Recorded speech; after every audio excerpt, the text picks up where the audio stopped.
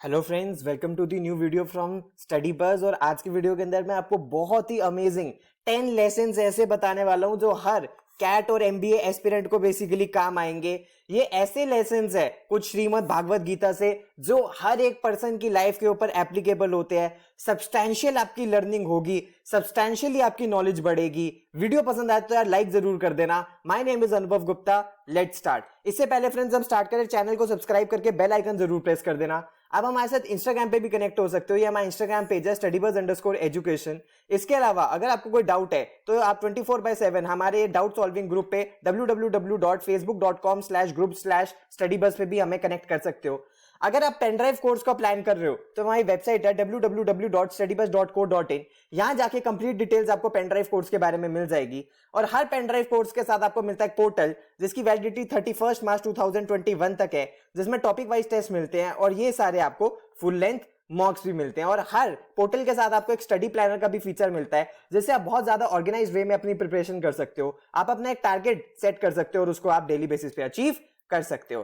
तो फ्रेंड्स, अगर सबसे पहले श्रीमद् भागवत गीता के बारे में बात करें तो जो बहुत ही इंपॉर्टेंट लेसन है जो हर एमबीए एस्पिरेंट को, हर कैट एस्पिरेंट को अपने माइंड के अंदर रखना चाहिए, वो ये है कि controlling the mind and maintaining a positive mindset. अगर ऐसा आप कर पाते हो तो आपकी प्रिपरेशन और आपकी जर्नी के अंदर आपको कोई प्रॉब्लम नहीं आएगी। फॉर एग्जाम्पल, कैसे एक बहुत ही फेमस श्लोक है गीता का, चंचल ही मन कृष्ण प्रमाथि बलवद्रणम तस्याम निग्रह मणे वायुरिव सुदुष्करम। थोड़ा सा अगर फ्रेंड्स आप परफेक्टली संस्कृत में नहीं बोला हो तो आप समझ जाना मैं क्या इसके लिए मैं समझाना चाह रहा हूं कि बेसिकली इसमें कृष्ण जी अर्जुन को ये समझाना चाह रहे हैं कि भाई देखो, जो दिमाग है या अर्जुन जो है वो कृष्ण जी को ये बता रहा है वो रेस्टलेस होता है, टर्बुलेंट होता है, स्ट्रांग होता है और ऑब्स्टिनेट होता है कृष्ण भगवान।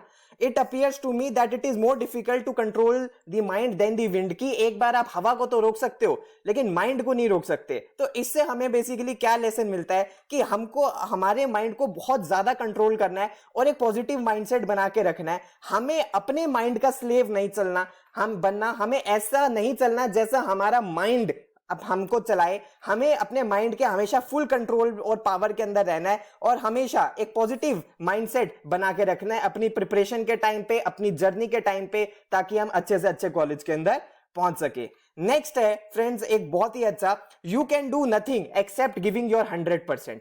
यानी कि अगर ये एक बहुत फेमसली एक बार कृष्ण भगवान ने अर्जुन जी को बताया था कि कृष्ण ने कहा अर्जुन से, युद्ध कर तू अपने बाहुबल से, क्योंकि इसके अलावा तो तू और कुछ कर ही नहीं सकता। तो यानी कि बेसिकली अर्जुन बैटलफील्ड में अपना 100% देने के अलावा कुछ कर ही नहीं सकता था। उसी तरह आप भी अपनी प्रिपरेशन में अपना 100% देने के अलावा और कुछ नहीं कर सकते। यानी कि अगर हम पढ़े what Krishna taught Arjuna ages ago is still very much valid today. Just like Arjuna 100% देने के अलावा कुछ नहीं और कर सकता था, उसी तरह आपको भी अपने माइंड में सिर्फ यही रखना है कि आप भी सिर्फ आपको अपना 100% देना है, इसके अलावा आप और कुछ नहीं कर सकते। और एक बार आपने अपना 100% दे दिया उसके बाद आपको ना तो कभी रिग्रेट होगा, ना पछतावा होगा और ना आपको कुछ सोचने की जरूरत है।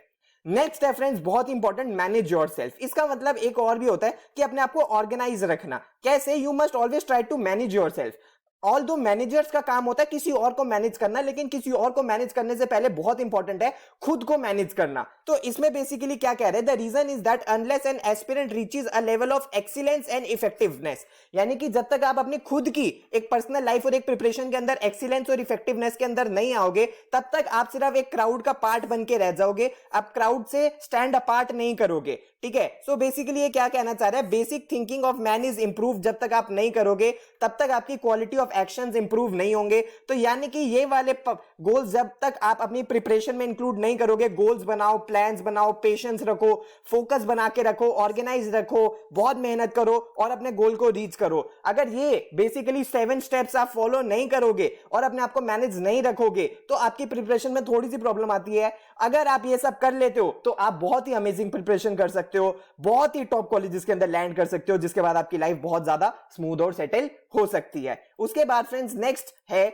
Optimum utilisation of available resources. तो फ्रेंड्स जैसे कि आपको पता होगा कि थोड़ा सा भगवत गीता से हटके अगर मैं थोड़ी सी महाभारत के बारे में बात करूं तो एक बार सीन था, एक बेसिकली किस्सा है महाभारत का, जब बेसिकली दुर्योधन और अर्जुना को चॉइस मिली थी कि बताओ भैया कृष्ण चाहिए या कृष्ण की सेना चाहिए। तो जिसमें बेसिकली दुर्योधन ने कृष्ण की सेना मांग ली थी और अर्जुन ने खुद स्वयं भगवान कृष्ण को मांग लिया था। तो इससे आपको बेसिकली क्या समझ आया कि कृष्ण की बेसिकली सेना से भी बड़े खुद कृष्ण थे, यानी कि जितने भी रिसोर्सेज आपके पास हैं उसका बेस्ट यूटिलाइजेशन आपको करना चाहिए। ठीक है, दुर्योधन ने लार्ज आर्मी चूज करी थी लेकिन अर्जुन ने खुद कृष्ण को ही सपोर्ट कर लिया था, उनकी विजडम को। तो इससे बेसिकली क्या समझ आ रहा है, इस एपिसोड से हमें क्लू मिलता है that the nature of the aspirant, the former choose numbers and the latter choose wisdom. यानी कि ऐसा नहीं है कि आपको बेफालतू की स्टैटिस्टिक्स में जाना है, बेफालतू के डेटा के अंदर जाना है, आपको अपनी मेहनत करनी है, अपनी विजडम अपनी नॉलेज पे फोकस करना है और जो भी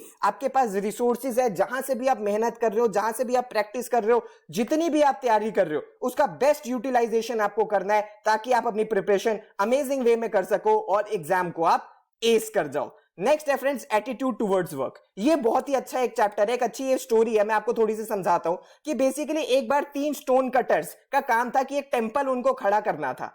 तो एक एचआरडी कंसल्टेंट आया और उसने उनसे पूछा कि भाई बताओ तुम क्या कर रहे हो।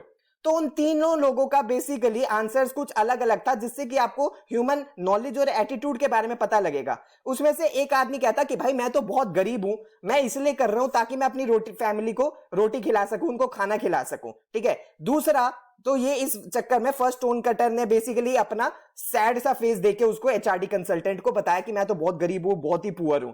ठीक है, उसके बाद well I work because I want to show that I am the best stone cutter in the country. दूसरे वाला कहता said the second one with a sense of pride, उसको बहुत ज्यादा प्राइड था, उसने ये एचआरडी कंसल्टेंट को बताया। Oh I want to build the most beautiful temple in the country, said the third one with a visionary look on his face. तो तीसरे वाले ने बताया कि भाई मैं इस दुनिया का सबसे शानदार मंदिर बनाना चाहता हूं। उनकी जॉब तो सेम थी लेकिन उनका पर्सपेक्टिव उनके काम की तरफ डिफरेंट था।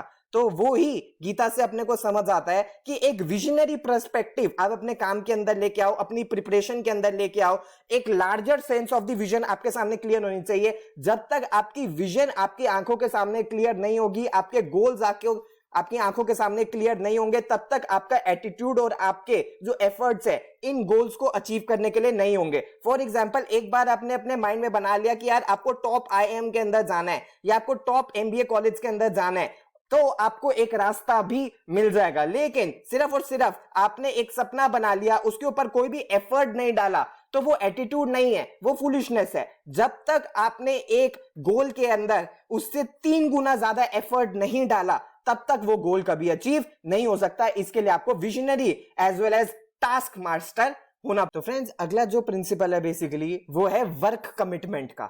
अब वर्क कमिटमेंट का बेसिकली क्या मतलब होता है, इसके लिए बहुत ही अच्छा एक श्लोक महाभारत में बताया गया है। मैं थोड़ा सा इसको प्रोनाउंस करने के लिए ट्राई करता हूं। कर्मण्यवाधिकारस्ते मा फलेषु कदाचन मा कर्म फलेतु भूर्माते संगो स्वत कर्मणि।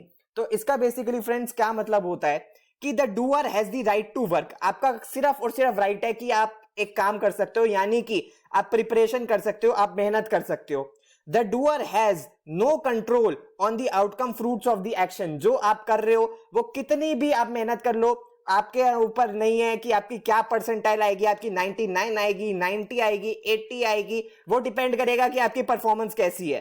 ठीक है, उसके रूट कॉजेज के ऊपर भी आपका कोई कंट्रोल नहीं है कि क्यों इस वजह से हुआ, उस दिन मेरी तबीयत खराब हो गई, मेरा पेपर अच्छा नहीं हुआ, या मेरा पेपर बहुत अच्छा हुआ, मेरी बहुत ही अच्छी परसेंटाइल आ गई।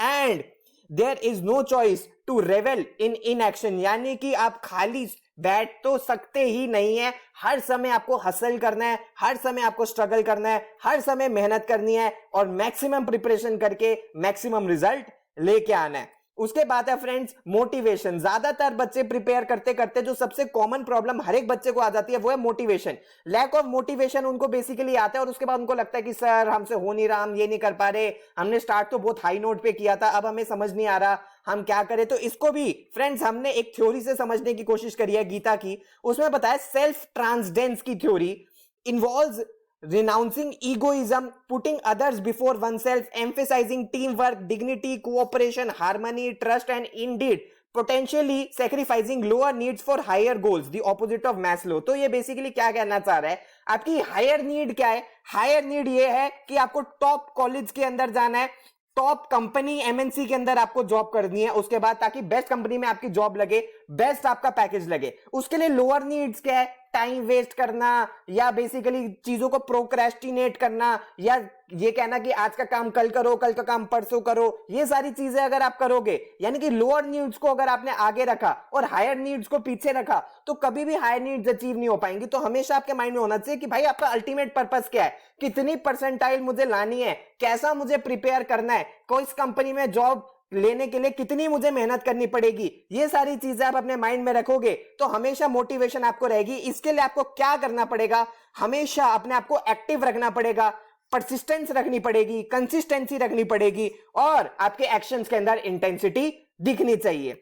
नेक्स्ट है friends, work culture and style. इसको मैं बेसिकली थोड़ा सा समझाने के लिए कोशिश करता हूं आपको दो एग्जांपल से, कि एक होता है दैवी वर्क कल्चर और एक होता है असुरी वर्क कल्चर। दैवी वर्क कल्चर के अंदर बेसिकली क्या होता है? Fearlessness, purity, self control, sacrifice, straight forwardness, self denial, calmness, absence of fault finding, किसी की बेफालतू में गलतियां ना निकालना, कोई ग्रीड नहीं है, कोई लालच नहीं है, आप टीम वर्क कर रहे हो, किसी से कोई जेलसी नहीं है, कोई प्राइड नहीं है, और आपका माइंड बिल्कुल काम में है, पीस में। क्योंकि जितना पीस आपका माइंड में रहेगा उतना ही अमेजिंग आपकी प्रिपरेशन और आपकी बेसिकली कॉलेज के अंदर एंट्री होगी। जितना आपका माइंड हमेशा अगर स्ट्रगल में रहेगा, हमेशा हसल में रहेगा, हमेशा थिंकिंग और वेस्टलेस थॉट्स के अंदर रहेगा, तो आप कभी भी अपनी प्रिपरेशन अच्छे से नहीं कर पाओगे। वो ही होता है असुरी वर्क कल्चर। वो क्या होता है? इसके अंदर ईगो होती है, डिल्यूजन होता है कि भाई उसके इतने आ रहे हैं, मेरे क्यों नहीं आ रहे, पढ़ते तो हम बराबर है, पर्सनल डिजायर है कि यार मेरी बड़ी कंपनी में जॉब लग जाएगी तो मैं बहुत बड़ी गाड़ी खरीद लूंगा, बहुत बड़ा घर खरीद लूंगा। अरे वो भाई जब लगेगी तब, अभी तो उस कंपनी में पहुंचने के लिए तो मेहनत करो,